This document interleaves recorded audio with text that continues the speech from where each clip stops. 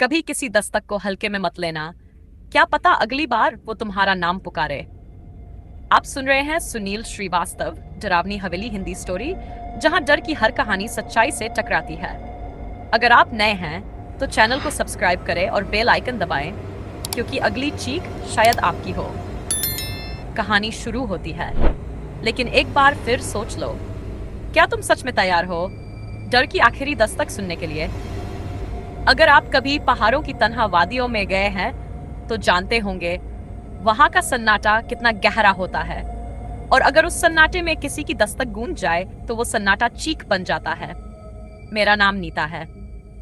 मैं एक सरकारी स्कूल में अध्यापिका हूँ। कुछ साल पहले मेरी पोस्टिंग उत्तराखंड के डोलाना गांव में हुई थी। वो जगह जितनी सुंदर थी उतनी ही वीरान और रहस्यमयी।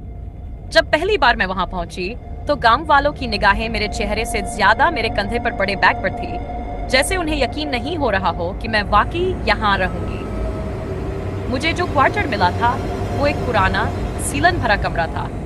एक अकेली खिड़की, एक पुराना पलंग और एक लकड़ी का दरवाजा जिसकी कुंडी जंग लगी थी। मैंने सोचा चलो कुछ दिन की ही तो बात है, लेकिन पहली ही रात ने मुझे एहसास करा दिया कि ये जगह वैसी नहीं है जैसी दिखती है।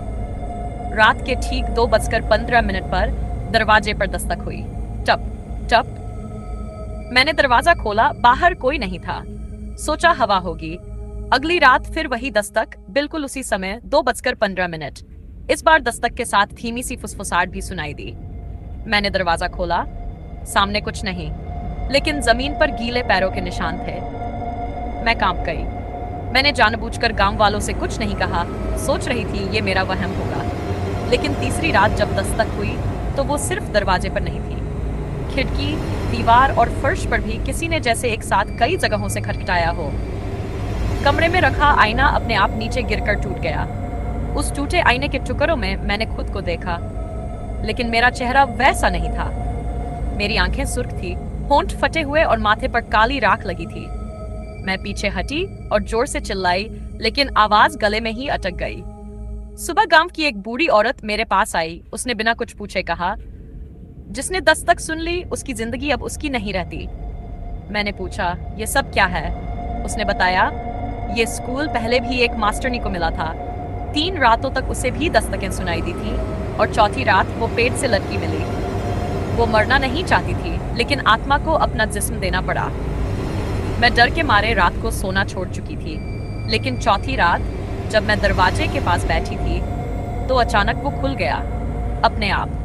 सामने कोई नहीं था, लेकिन कमरे में अचानक तेज बर्फीली हवा चली और दीवारों से चीखें आने लगी। एक फटी आवाज गूंजी, तेरा जिस्म अब मेरा है, तेरा डर मुझे जिंदा करता है। मैंने दरवाजा बंद किया, एक कोने में बैठ गई और आंखें मूंद ली। लेकिन जब आंखें खोली तो देखा मैं अब अपने कमरे में नहीं, बल्कि किसी जले हुए घर के बीच खड़ी थी। चारों तरफ राख थी और राख से उठती एक काली आकृति मेरी तरफ बढ़ रही थी। मैंने भागने की कोशिश की, लेकिन मेरे पैर जमीन से चिपक गए। वो आकृति मेरे पास आई और मेरे चेहरे पर हाथ रखा।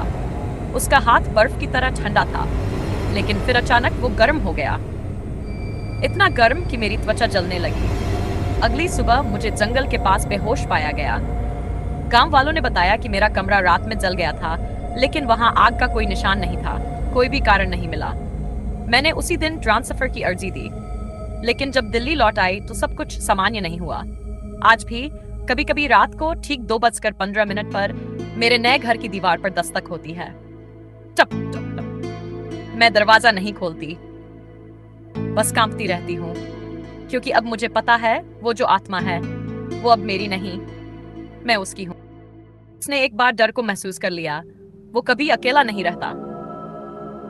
अगर आपको ये सच्ची डरावनी कहानी पसंद आई हो तो सुनील श्रीवास्तव डरावनी हवेली हिंदी स्टोरी चैनल को सब्सक्राइब जरूर करें। अगली कहानी और भी ज्यादा डरावनी होगी, क्योंकि डर कभी खत्म नहीं होता, वो बस अगली रात का इंतजार करता है। तो मिलते हैं अगली कहानी में, लेकिन तब तक दरवाजा बंद रखना, क्योंकि दस्तक फिर से हो सकती है।